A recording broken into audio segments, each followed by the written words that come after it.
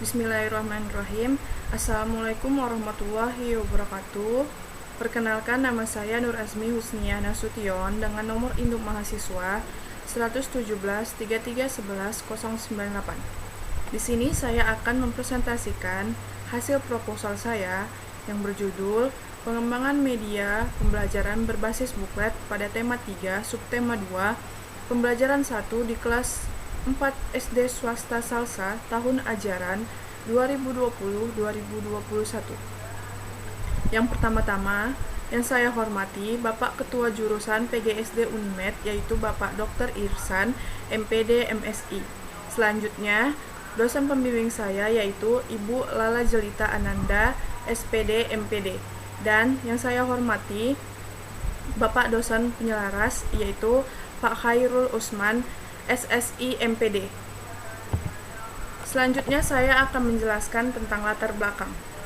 Pendidikan tidak pernah terlepas dari kegiatan kita sehari-hari.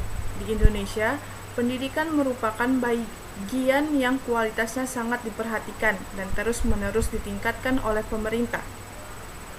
Dalam proses belajar mengajar, peran guru sangat berpengaruh untuk membantu siswanya mencapai hasil belajar yang optimal.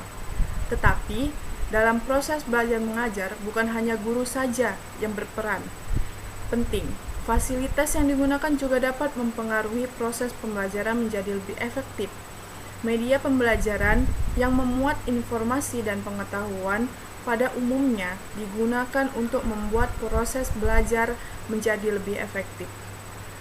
Dalam proses belajar mengajar, media menjembatani proses penyampaian dan pengirim informasi dari narasumber ke khalayak.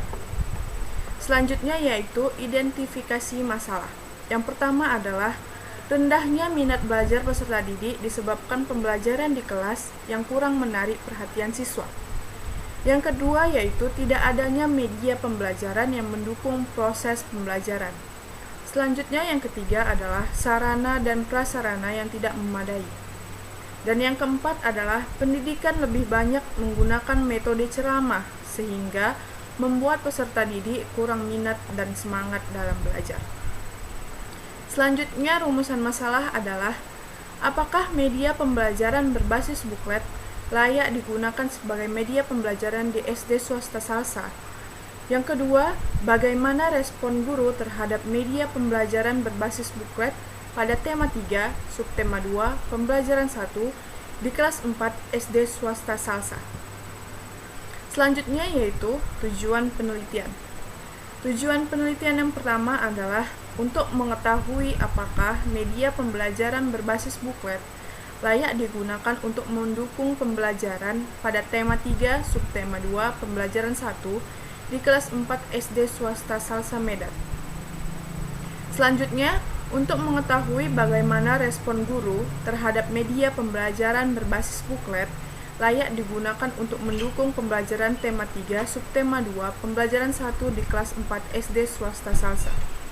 Selanjutnya yaitu bab 2 kajian pustaka.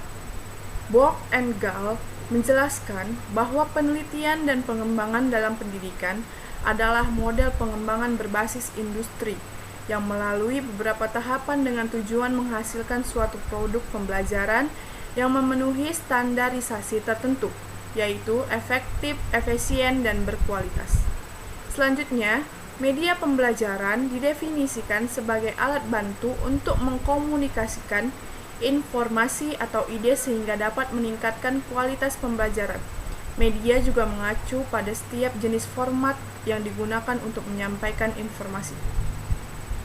Selanjutnya, buklet sebagai alat bantu atau media, sarana, dan sumber daya pendukungnya untuk menyampaikan pesan harus menyesuaikan dengan isi materi yang akan disampaikan. Ada juga yang mengatakan bahwa istilah buklet berasal dari buku dan leaflet. Artinya, media buklet merupakan perpaduan antara leaflet dan buku atau sebuah buku dengan format ukuran yang kecil seperti leaflet. Struktur isinya seperti buku, ada pendahuluan, isi, penutup. Hanya saja penyajian isinya jauh lebih singkat daripada sebuah buku. Sedangkan buku saku hampir sama dengan buklet. Hanya saja buku saku berukuran lebih kecil sehingga bisa dimasukkan ke dalam saku. Selanjutnya, kurikulum 2013 yang menggunakan kurikulum tematik mampu mengintegrasikan beberapa macam mata pelajaran menjadi satu tema. Pembelajaran tematik diartikan sebagai pembelajaran yang menggunakan tema untuk mengaitkan beberapa mata pelajaran sehingga dapat memberikan pengalaman bermakna kepada siswa. Menurut Daryanto, landasan dari pembelajaran tematik yakni pertama landasan filosofis, yang kedua landasan psikologis, dan yang ketiga adalah landasan yuridis. Selanjutnya adalah metode penelitian. Jenis penelitian yang dilaksanakan adalah jenis penelitian dan pengembangan atau research and development atau R&D. Secara sederhana, penelitian dan pengembangan didefinisikan sebagai metode penelitian yang bertujuan untuk mengembangkan dan menghasilkan produk unggulan yang didahului dengan penelitian pendahuluan sebelum produk dikembangkan. Selanjutnya adalah produk yang dihasilkan dari penelitian ini berupa buklet yang berisikan materi pada tema 3 subtema 2 pembelajaran 1 di kelas 4. Desain pengembangan yang akan digunakan dalam penelitian ini adalah ADDIE, yaitu Analysis, Design, Development, Implementation, dan Evaluation.